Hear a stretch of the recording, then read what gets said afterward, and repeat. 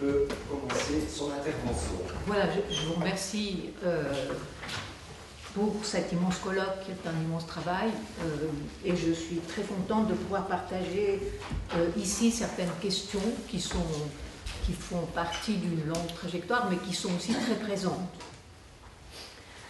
Alors, si vous voulez, ma réflexion s'inscrit, comme l'a dit Bernard Boutta tout à l'heure, dans des travaux sur l'exil, ça c'est plus récent, au Collège international de philosophie, sur les politiques migratoires, sur le droit d'asile et sur la violence d'État. Et aussi, depuis de très longues années, où cette réflexion sur la torture a commencé, il y a de très longues années, et elle continue puisque c'est un des thèmes qui aura lieu dans un séjour au Chili, où sont organisés un colloque et un séminaire, maintenant à la fin du mois de novembre.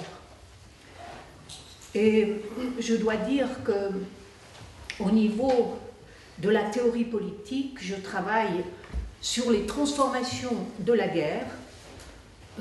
J'y ai été amenée par la violence d'État que j'ai constatée dans le domaine des politiques migratoires. Et grosso modo, cette transformation de la guerre moderne, depuis Napoléon, grosso modo, et dont on voit des traces aujourd'hui encore au quotidien. Je donne un exemple. À Genève, donc, ville de l'humanitaire, il y a une confusion dans le débat entre ce que sont les droits fondamentaux, les droits de l'homme, et le fameux DIH, c'est-à-dire le droit international humanitaire, qui est un droit de la guerre. J'ai moi-même travaillé à l'Université de Genève, un professeur a parlé en ces termes du droit international humanitaire en termes de droit de la guerre, son texte n'a pas été publié, pour vous dire que la question peut être chaude. Autre exemple, très contemporain, je prépare donc ces activités avec le Chili, qui se trouve dans une période de post-dictature, dit-on, et la violence, la politique et la guerre, que sont-elles devenues? On m'a raconté que des étudiants avaient subi de la torture, des femmes, des viols, en ce moment au Chili. Et un des sujets qui est en train d'être travaillé par une jeune juriste de droit international, c'est le problème, vous savez que le viol est reconnu comme un crime contre l'humanité. Eh bien, que se passe-t-il? Pourquoi est-il banalisé durant la dictature d'une part, pas seulement quand on réprime directement, mais dans la société en général? Et aujourd'hui, si vous voulez, ces questions-là sont, je dirais, des symptômes ou des épiphénomènes qui enfin, personnellement, m'ont fait aller sur une interrogation sur les transformations de la guerre et de la violence, et qu'est-ce que cela a à voir avec le pouvoir. Dans ces activités du Chili, j'ai traduit, les livres viennent de sortir il y a une semaine, Les féministes matérialistes, des textes inédits en espagnol, 2 volumes maintenant, qui vont nous servir d'instrument de travail. Il y aura aussi un volume, pas de leurs textes, ici en français parce que ça existe déjà, mais de textes, de réflexions qui ne s'inscrivent pas directement dans les débats internes du féminisme, mais qui s'inscrivent en théorie politique, dans la perspective de la généralité de la politique et des droits. Donc c'est pour que vous compreniez un petit peu au fond mon fil général. Je ne vais pas donner ici un débat technique avec citation des auteurs, je réserve ça à mon texte, mais je vais essayer de donner le fil rouge de ma réflexion. La question de la violence et de la guerre pourrait être repensée, reformulée, comme mettant en cause une possible autodéfinition de la citoyenneté. Si vous voulez, la guerre, c'est un des 3 thèmes que Nicole Laureau, dans la Grèce ancienne, met en avant, avec celle des femmes, la place des femmes et des étrangers, comme étant 3 conflits qui traversaient la Grèce du 5e siècle. Aujourd'hui, on pourrait dire que ces trois thèmes sont très présents aussi dans les débats politiques. Quand la question croise les rapports sexe-genre, qu'apprenons-nous avec ce que je vais appeler ces héroïnes ordinaires et leurs théories plus ou moins invisibles en parcourant le pouvoir, la violence et la guerre avec l'exigence d'une recréation démocratique de la politique à ses frontières.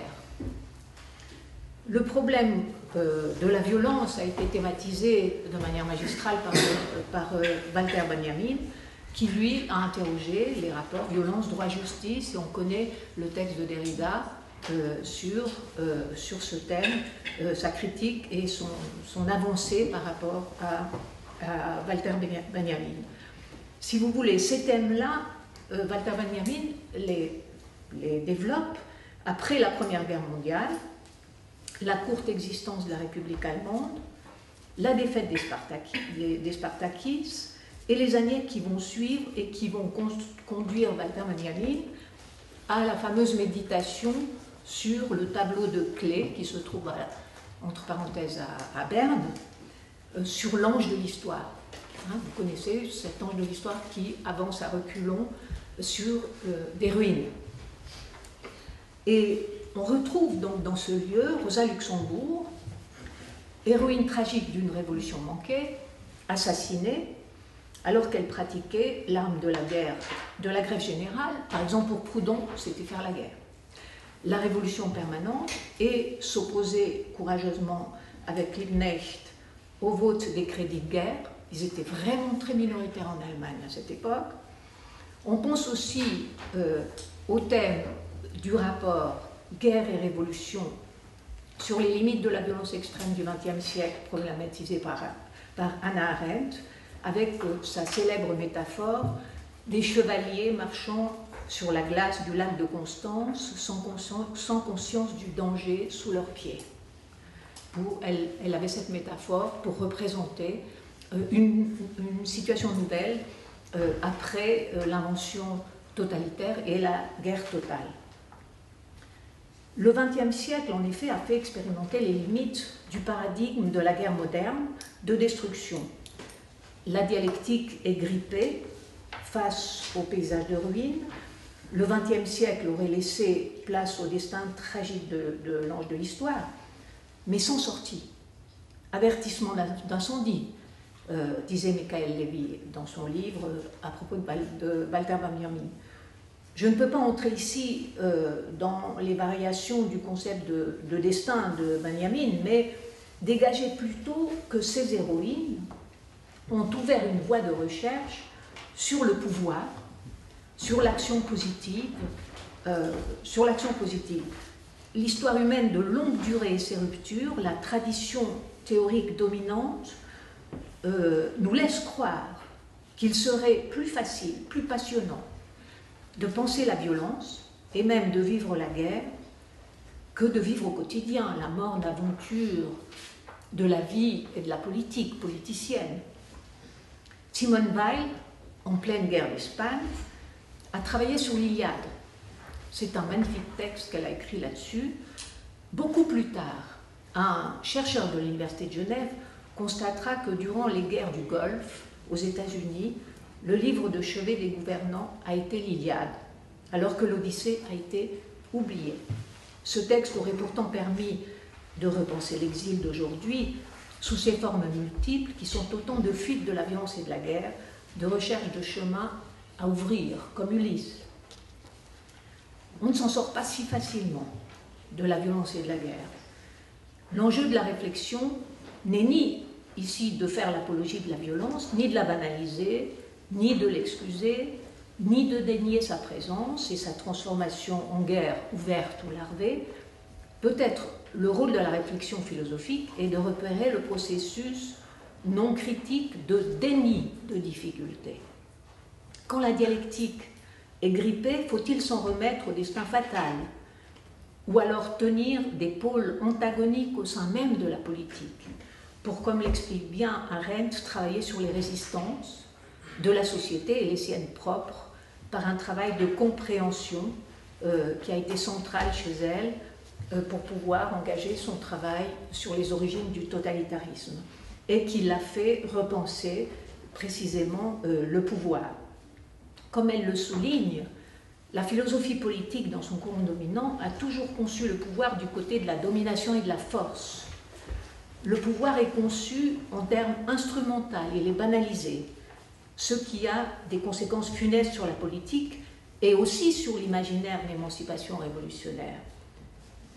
On ne s'étonne pas, quand on lit Paola Tabet, qu'un de ses articles principaux a été les outils et les armes, et la réappropriation par les femmes des outils et des armes. Le rôle d'un travail critique de compréhension concerne donc le pouvoir et aussi le savoir, la praxis, et les liens entre savoir et praxis philosophique.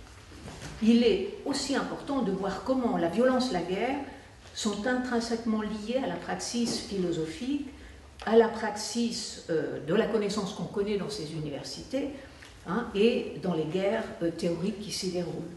En parenthèse, je voulais dire que le titre général du séminaire cet après-midi aurait dû s'appeler « Philosophie et libération, pratique historique et non pas philosophie, mais pratique philosophique. » Parce que la philosophie, pourquoi elle ne serait pas une pratique? Comment donc aborder le thème de la violence et de la guerre, tout d'abord? Le thème n'engage pas à décoder une logique du paradoxe qui exprimerait des incohérences, des impossibilités qui rendent fou, mais plutôt de dégager un noyau problématique, aporétique de la violence et de la guerre, auquel s'affrontent les héros tragiques au destin quasi inéluctable et bien dessiné, par exemple, dans le mythe d'Ulysse. Ulysse n'aimait pas se battre, il a rusé pour ne pas aller à la guerre, finalement il a dû y aller, se battre, tuer, il a été puni par l'exil. La fatalité de la guerre, les héros guerriers, le plus souvent des hommes, on la retrouve bien présente dans la tradition de la philosophie politique, en commençant par les anciens Grecs, en continuant avec Hobbes, Clausewitz, Carl Schmitt par exemple en Occident. Pas de solution hormis un pouvoir autoritaire concentré dans un état absolu, avec délégation absolue de souveraineté des sujets, la fameuse paire ami-ennemi et la dictature comme régime politique étrangère pour Schmitt. La première partie de ma phrase se référait à Hobbes. Un pouvoir autoritaire, guerrier, aurait le pouvoir de contenir la guerre en instaurant des clivages, en la faisant et en engageant des sujets passifs, car sans pouvoir, dans une spirale vertigineuse. Ou alors considérer que la guerre est une continuation de la politique par d'autres moyens. Vous connaissez la phrase de Clausewitz. On est étonné, en lisant Raymond Aron, que même lui, confronté à la bombe atomique, hésite sur la phrase. Il l'a dit devant un parterre de militaires suisses dans un exposé qui n'est peut-être pas très connu, mais qui est très intéressant. Et ces femmes, si vous voulez, prises dans l'histoire du XXe siècle, se sont donc confrontées à la guerre. Elles nous montrent que ce déni cache une conception du pouvoir en termes de force, cherchant à se légitimer pour que nous y consentions. Elles ont ouvert des voies d'exploration de la politique et de la pensée dans le cadre d'une nouvelle finitude révélée dès la conquista, l'impérialisme, la mention totalitaire et les nouvelles transformations de la guerre actuelle. En lisant ces femmes, ces féministes matérialistes, il faut prendre au sérieux l'inachèvement de l'histoire. Comme nous dit encore Benjamin, pour renouveler nos réflexions à la fois sur la vérité, c'est-à-dire la connaissance, et le pouvoir. La révolution, au sens du XVIIIe, XIXe siècle, n'était plus à faire. Mais en se dégageant de déterminisme et de métaphysique de la catastrophe, ces femmes et ces féministes, qui sont des héroïnes tragiques et non des héroïnes guerrières, nous apportent des éléments théoriques et pratiques, non seulement pour résister au jour le jour, mais pour refonder ce que j'appelle une utopie dystopique qui permet de rêver et de pratiquer à la fois la connaissance et un pouvoir positif. Ces auteurs sur lesquels je travaille ne sont pas toutes des féministes. Nicole Mathieu a rappelé dans un texte qu'Arendt ne l'était pas. Simone Weil n'était pas féministe, elle était poursuivie par la guerre, bien sûr, l'extermination et aussi l'aliénation du mouvement ouvrier. Rosa Luxembourg ne s'est pas non plus revendiquée comme féministe, c'était une théoricienne brillante de l'impérialisme financier, leader révolutionnaire, cosmopolite du mouvement ouvrier. Tout ont vécu au XXe siècle, confrontés à la période révolutionnaire des années 20, de la Première Guerre mondiale, de la guerre d'Espagne, Simone Weil, de la Deuxième Guerre mondiale, Simone Weil et Arendt. Elles ont des points communs. Elles ont des points communs. Elles ont adopté des positions ouvertement critiques sur la violence et la guerre, tout en s'engageant pour certaines, dans la lutte guerrière et en utilisant des méthodes considérées parfois comme des moyens guerriers. Engagement dans la guerre d'Espagne, Simone Weil, grève générale, Luxembourg, appel à une armée juive, à un certain moment, Arendt. Ce qui les unit, comme je le dis, c'est une interrogation radicale sur le pouvoir de domination et d'action pour tenter de dépasser non tant l'ambiguïté, l'ambivalence liée au pouvoir d'agir quand on est pris dans une vision illusoire du pouvoir de domination guerrier, instrumentale, non tant d'en rester à l'ambiguïté, mais de signaler précisément que cette ambiguïté se donne. En résumé, depuis des contextes historiques, lieux, positions diverses, elles avaient d'autres questions et peut-être aussi d'autres stratégies politiques théoriques pour pratiquer, limiter et contenir la violence et la guerre. Dans chacun des contextes qui est le leur question, leur terrain, leur mode d'action face à la violence, à la guerre, a été une remise en cause radicale du pouvoir dominant, que ce soit au niveau pratique ou au niveau théorique. Aujourd'hui, il me semble que, voilà. Aujourd'hui, on pourrait, donc celle qui ressort avec les contradictions peut-être les plus violentes, c'est Rosa Luxembourg, directement confrontée à la violence et à la guerre contre-révolutionnaire, et qui, rappelons-le, a refusé de voter les crédits de guerre en Allemagne. C'était une toute petite minorité qui l'a payé très cher, puisque dans le travail de clandestinité, en prison, dans l'assassinat brutal. Aujourd'hui, on pourrait la comparer à Pinar Çelik, par exemple, cette féministe turque, sociologue, exilée en Allemagne, parrainée par le Pen Club, qui a été accusée de terrorisme pendant à peu près une dizaine d'années et qui a travaillé sur l'éducation militaire machiste à la base du consentement de la guerre. C'est quelqu'un de vraiment extrêmement intéressant aujourd'hui quand on essaye de réfléchir au rapport féminisme et guerre. Donc, maintenant, où se situent les trois féministes matérialistes dans ce contexte post-guerre mondiale, elles qui ont côtoyé les guerres coloniales, les luttes de décolonisation, qui leur a fait d'ailleurs analyser l'articulation esclavage-sexage, comme par exemple pour Colette Guillaumin. Si la violence est centrale dans les analyses de ces trois féministes matérialistes du XXe siècle, violence, appropriation, etc., la guerre semble au premier abord avoir une place limitée dans leurs travaux. J'ai fait le même constat en lisant les 7 numéros de questions féministes qui viennent d'être réédités. À part une déclaration sur la bombe à Bader, au moment de l'affaire Bader, on ne trouve pas grand-chose, directement. Alors, seraient-elles, malgré elles, prisonnières des conditions matérielles d'existence et de leur place dans les rapports de pouvoir, au point de ne pas pouvoir répondre à la question reçue par Virginia Woolf à la base de son livre « Trois Guinées », comment faire, à votre avis, pour empêcher la guerre, à la veille de la guerre impériale de 14-18 ? Si les analyses de ces féministes sont extrêmement importantes sur la violence, eh bien, on ne trouve, comme je dis, pas grand-chose directement sur la guerre. Alors, est-ce que c'est un impensé de ces féministes matérialistes?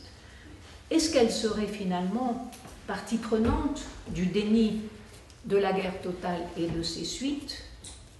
Ces questions sont d'autant plus préoccupantes quand on voit les mouvements que les mouvements de femmes, entre guillemets, réparent la destruction, en se revendiquant par exemple des disparus, exemple des mères de la Place de Mai en Argentine, et autres mouvements de réparation dont les luttes contre les morts aux frontières, dans l'immigration, la résistance au quotidien, sans intérêt pour la prise du pouvoir, fut-elle révolutionnaire, le travail dans les organisations non gouvernementales, qui rejoindrait la prolifération des mouvements pour la paix lancés par les femmes et qui faisait rire Virginia Woolf dans Trois Guinées, hein, et on pense aussi, on ne peut pas s'empêcher de penser dans ce sens au courant théorique du Caire, dont les trois féministes ne sont pas du tout partie prenante.